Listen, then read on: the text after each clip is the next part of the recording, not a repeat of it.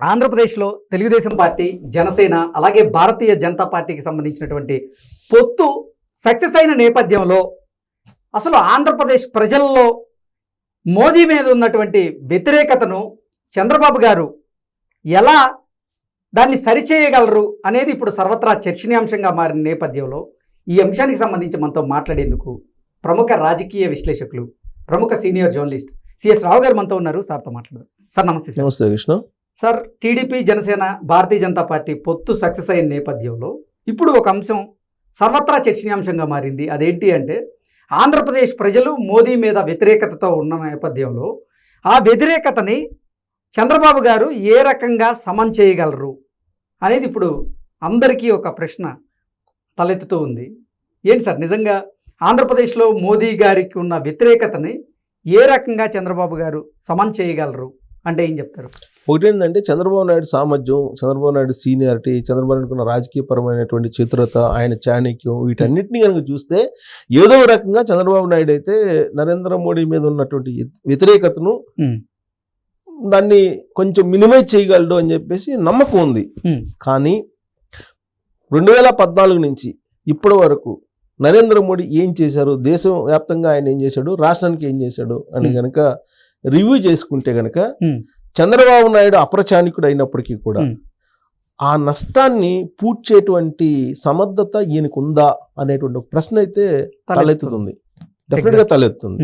ఎందుకంటే ఎప్పుడైతే Telugu Desam party, Janasena, BJP పొత్తు కన్ఫర్మ్ అయిపోయిందో అప్పుడే మైనారిటీ ఓట్ బ్యాంక్ అసలు వస్తుందా రాదా, ఎస్పెషల్లీ ముస్లిం మైనారిటీ వాళ్ళ ఓట్ బ్యాంకు సడలిపోతుందా, తెలుగుదేశం పార్టీకి దూరం అవుతుందా అనేటువంటి ఒక చర్చ మొదలైంది. సరే, ఇక క్రిస్టియన్స్ ఉన్నారంటే క్రిస్టియన్స్ కూడా వ్యతిరేకత అవుతారేమో అనేటువంటిది ఒకటి ఉంది. బట్ ముస్లింలు వ్యతిరేకత అయినట్టు క్రిస్టియన్స్ ఉండకపోవచ్చు. ఎందుకంటే మన దేశంలో ఒరిజినల్ క్రిస్టియన్స్ ఎవరు లేరు, కన్వర్టెడ్ క్రిస్టియన్స్ తప్ప ఒరిజినల్ క్రిస్టియన్స్ లేదు. ఇంకోటి ఏంటంటే క్రిస్టియన్స్లో అంత కరుడుగట్టినటువంటి మతవాదం అలా ఉండదు. అదే నీకు ముస్లింలకు వచ్చేటప్పటికి ముస్లింలు కొంచెం వాళ్ళు ముస్లిం మైనారిటీలకి ఐక్యత, మైనారిటీ అయినందువల్ల వాళ్ళలో ఐక్యత ఇవన్నీ కూడా ఉంటాయి. ముస్లిం పెద్దలు ఫత్వాలు విడుదల చేయడం ఇవన్నీ ఉంటాయి. ఆ ఫత్వాలకు అనుగుణంగా వీళ్ళు వ్యవహరించడం అనేవి ఉంటాయి. దాన్ని మనం చూసాం, కర్ణాటకలో చూసాం, అలాగే తెలంగాణలో కూడా చూసాం. ఫత్వాలు ఇచ్చిన సందర్భంగా వాళ్ళు ఓటేస్తేనే కాంగ్రెస్ పార్టీ అక్కడ ఇక్కడ అధికారంలోకి వచ్చింది. సో రేపు ఆంధ్రప్రదేశ్కి వచ్చేటప్పటికి ప్రధానంగా ఏం జరుగుతుంది అని అంటే తాజాగా చంద్రబాబు నాయుడు మీద ఒక బాంబు పడిందని చెప్పి అనుకోవాలి. ఏది? సిఏఏ. ఓకే, సిఏఏ తోటి తెలుగుదేశం పార్టీకి చంద్రబాబు నాయుడుకి ఏం సంబంధం లేదు. అవును, అదేమో కేంద్ర ప్రభుత్వం తీసుకొచ్చినటువంటి బిల్లు అది. అవును, ఈ పౌరసత్వం అనేది. దానికి అసలు ఆమోదించడానికి ఈయనకి మద్దతు కూడా తెలపలేదు. మద్దతు తెలకపోయినా అసలు ఆయన సంబంధం లేదు. ముందైతే ఆయన సంబంధం లేని వ్యవహారం అది. కానీ మొయ్యాల్సి వస్తుంది. మోడీ చేసినటువంటి పాపాలను ఖచ్చితంగా చంద్రబాబు నాయుడు మొయ్యాల్సిందే. మొయ్యలేకపోతే మాత్రం మునిగిపోతాడు అంతే. మునిగిపోయటం తప్ప ఇంకో మార్గం లేదు. సో మొయ్యటానికి సిద్ధపడ్డారు ఆయన. సిద్ధపడే పొత్తు పెట్టుకున్నారు. దాన్ని ఎలా మొయ్యగలరు అనేది ఇప్పుడు పెద్ద ప్రశ్న. జనరల్గా ఏంటంటే చంద్రబాబు నాయుడు కొంచెం ప్రజాస్వామ్యతంగా ఉంటారు. మతాలకి, ప్రాంతాలకి, ఈ సామాజిక వర్గాలకి అతీతంగా ఆయనకు ఒక ఆలోచనలు ఉంటాయి. ఒకసారి అధికారం పీఠం ఎక్కిన తర్వాత ఆయన ప్రాంతాలు, కులాలు, మతాలు వీటి గురించి పట్టించుకోరు. ఆయన ఒక జోనర్లోకి వెళ్ళిపోతారు. వెళ్ళిపోయి రాష్ట్ర అభివృద్ధి ఎలా చేయాలి దీని మీదనే ఇంకా ఇల్లుస్ట్రేషన్లో ఉంటారు. ఆయన ఒక కళలు కంటుంటాడు. రాష్ట్ర అభివృద్ధి ఎలా చేయాలి, రాష్ట్రానికి ఏం తీసుకురావాలి, ఏ కంపెనీలు తీసుకురావాలి, ఈ రాష్ట్రాన్ని ఏ విధంగా భారతదేశంలో నెంబర్గా ఉంచాలి, ఈ రాష్ట్రంలో ఏ విధంగా ఉద్యోగాలు కల్పించాలి, ఈ రాష్ట్రంలో ఏ విధంగా యువతని ముందుకు తీసుకెళ్ళాలి, ఇది ఈ ఆలోచన తప్ప ఇంకోటి ఉండవు ఆయనకి ఒకసారి అధికారంలోకి వచ్చిన తర్వాత. అందుకే తెలుగుదేశం పార్టీ వాళ్ళు కూడా చాలా మంది అంటుంటారు ఈయన అధికారంలోకి వచ్చిన తర్వాత క్యాడర్ను పట్టించుకోవడానికి. కారణం ఏంటంటే ఇదే. నీకు ఎగ్జాంపుల్ చెప్తా. ఆయన మీద ఒక అపవాదం ఉంది. ఆయన తల్లి చనిపోయినప్పుడు, అమ్మమ్మ చనిపోయినప్పుడు అంత్యక్రియలకు కూడా వెళ్ళలేదు ఈయన అని చెప్పి అంటారు. ఆ రోజు క్యాబినెట్ మీటింగ్ ఏదో ఉంది, ఇక్కడ ఇంపార్టెంట్ ఏదో అకేషన్ ఉంటే ఆయన హాజరు కాలేరు అని చెప్పి అది ఆ రోజు పెద్ద దుమారం అయ్యింది ఈయన వెళ్ళలేదని. అసెంబ్లీలో కూడా రాజశేఖర రెడ్డి అనేక సందర్భాల్లో ఆయన మాట్లాడాడు. అంటే కారణం ఏంటంటే ఇది పని రాక్షసుడు. ఒకసారి సీట్లోకి ఎక్కిన తర్వాత ఇక రాష్ట్ర అభివృద్ధి, రాష్ట్రము ఈ ఐఏఎస్లు ఐపీఎస్లతో రివ్యూ మీటింగ్లు, లేదంటే విదేశస్తులతోటి రివ్యూ మీటింగ్లు, రాష్ట్రానికి ఆ కంపెనీ తీసుకురావాలి, ఈ కంపెనీ తీసుకురావాలి, ఈ డిజైన్ ఆ డిజైన్, ఇవన్నీ ఉంటారు ఆయన. అదొక లోకం, అది ఇక మన లోకంలో ఉంటారు ఆయన. అలానే ఇప్పుడు రాష్ట్ర అభివృద్ధి గురించి ఆలోచిస్తున్నటువంటి ఆయన గురించి 3 సార్లు సీఎం అయ్యారు. ఉమ్మడి రాష్ట్రంలో 2 సారి, విడిపోయిన రాష్ట్రంలో 1 సారి. ముస్లిమ్స్ కి అతని మీద ఒక అవగాహన ఉంది. ఎవరు ఫరూక్ కానీ, అంటే జనరల్గా మనం ఆంధ్రప్రదేశ్లో ఉండేవాళ్ళు ఫరూక్ లాంటి వాళ్ళు కొంచెం, ఆ తర్వాత మండలికి చైర్మన్గా చేశారు ఇంకొక ఆయన కానీ, వీళ్ళందరికీ కూడా ఒక ఒపీనియన్ ఉంది చంద్రబాబు నాయుడు మీద. అచ్చం చంద్రబాబు నాయుడు పరిపాలన దృష్టిలో పెట్టుకుంటే ముస్లిం మైనారిటీలు డెఫినెట్గా ఓటేస్తారు. ఎవరికి? తెలుగుదేశం పార్టీకి.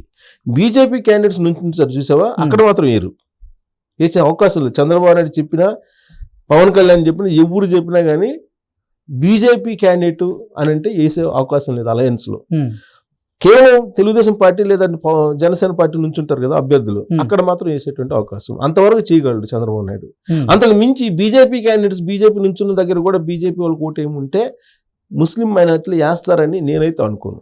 కానీ అమిత్ షా గారు చంద్రబాబు గారికి కొన్ని కండిషన్స్ పెట్టారని, ఆ కండిషన్స్ లో భాగంగా టీడీపీకి సంబంధించినటువంటి ఓట్ బ్యాంకు, అలాగే జనసేనకు సంబంధించినటువంటి vote bank, Bharatiya Janata party vote bank అలాగే ఉంటుంది కాబట్టి ఈ 2 పార్టీలకు సంబంధించినటువంటి ఓట్ బ్యాంకు ఎక్కడైతే బీజేపీ అభ్యర్థిని నిలబెడతారో అక్కడ బీజేపీకి పడేలాగా చూసుకోవాల్సిన బాధ్యత మీదే అంటూ కూడా అమిత్ షా గారు చంద్రబాబు గారికి ఒక బాధ్యత అప్పచెప్పారని ఒక వార్త వస్తుంది. అవును, నిజమే, అప్పచెప్పుంటారు. కానీ ప్రజలు చంద్రబాబు నాయుడు చెప్పినట్టు వింటారా ఏంటి? ప్రజలకు వాళ్ళకి వ్యక్తిగత స్వేచ్ఛ ఉంటుంది కదా, వ్యక్తిగత స్వేచ్ఛ ఉంటుంది.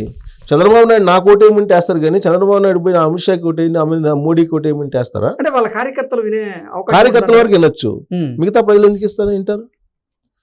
కార్యకర్తల వరకు వినొచ్చు. ఇప్పుడు బీజేపీ ఓట్ బ్యాంక్ ఎంత ఉంది? 100 కన్నా తక్కువ ఉంది. ఇది జగన్మోహన్ రెడ్డి సిద్ధం సభలో కూడా చెప్పాడు. 100 కన్నా తక్కువ ఉన్న పార్టీలతో పొత్తు పెట్టుకున్నాడు చంద్రబాబు నాయుడు అని. అవునా? దానికి అసలు ఓటు బ్యాంకే లేదు. ఇప్పుడు పడే ప్రతి ఓటు జనసేనది, తెలుగుదేశం పార్టీదే వాళ్ళ అభ్యర్థులకి. కాకపోతే గౌరవప్రదమైన ఓట్లు సంపాదించుకోగలరు, కానీ గెలిచేటువంటి అవకాశం ఎక్కడ ఉంటుంది? గెలిచేటువంటి అవకాశం ఉండదు. గెలవాలంటే మైనార్టీ ఓట్లు పడాలి. మైనార్టీ ఓట్లు ఎందుకు పడతాయి? వాళ్ళకి పడే ఛాన్స్ ఉండదు. కాబట్టి చంద్రబాబు నాయుడు తెలుగుదేశం పార్టీ అభ్యర్థులు ఎక్కడైతే నుంచి ఉంటారు 144 చోట్ల అసెంబ్లీలో అక్కడేస్తారు. అలాగే 17 చోట్ల ఎంపీలు ఎక్కడైతే ఉంటారో అక్కడేస్తారు.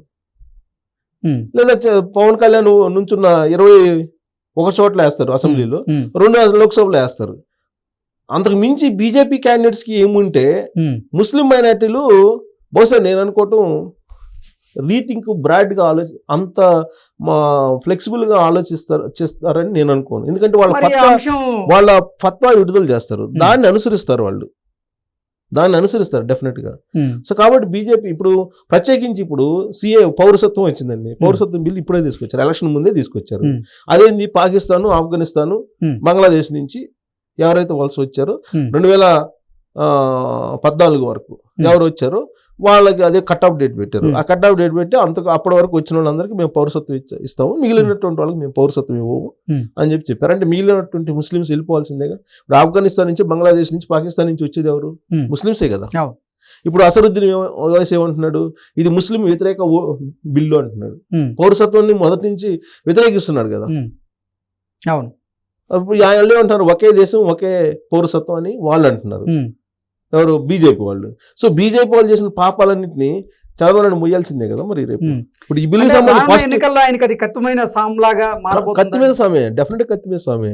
ఇంకోటి, నరేంద్ర మోడీ రేపు వచ్చి రాజధాని నిర్మిస్తానన్నాడు, నిర్మించాడా? ప్రత్యేక హోదా ఇస్తానన్నాడు, ఇచ్చాడా? విశాఖ రోడ్ షోకి వెళ్తానంటున్నాడు 14వ తారీఖు 15వ తారీఖున. రోడ్ షోకి ఏం చెప్తాడు? ఆడ ఉండేటువంటి కార్మికులు ఎమ్మడి పడతారు, విశాఖ ఉక్కు కార్మికులు ఎమ్మడి పడతారు. కాబట్టి ఈ పొత్తు వల్ల చంద్రబాబు నాయుడికి మేలు కన్నా కీడు ఎక్కువ ఉంది. ఓట్ల రూపంలో ఆలోచిస్తే. అలా కాకుండా ఎన్నికల ప్రక్రియ కోణంలో ఆలోచిస్తే మేలుంది. అలాగే ఆంధ్రప్రదేశ్కి రావాల్సినటువంటి నిధుల విషయంలో కూడా కొంచెం భవిష్యత్తులో ఉంటదని చెప్పి చెప్తాడు ఈయన చంద్రబాబు నాయుడు. ఏం చెప్తాడు? నన్ను గెలిపోయింది, నేను కేంద్ర ప్రభుత్వం నిధులు తీసుకొస్తాను అంటాడు. అది ఎంతమంది ఆలోచిస్తారు? అది నిజంగా చంద్రబాబు నాయుడు కత్తి మీద సామే. అందుకే మోడీ చేసిన పాపాలన్నింటినీ చంద్రబాబు నాయుడు మొయ్యాల్సిందే. ప్లస్ తాజాగా వచ్చినటువంటి పౌరసత్వ బిల్లు ఒక ప్రత్యేకమైనటువంటి ప్రచారంలో తీసుకెళ్తారు అంటే కానీ పక్షాలు. ఇప్పుడు మీరు చెప్తున్నట్లుగా మోదీ గారు చేసినటువంటి పాపాలకి నివృత్తి లేదంటారు అయితే. నివృత్తి అంటే అదే చెప్పేది ఇందాక, నివృత్తి ఉంది. ఏ విధంగా ఉంది?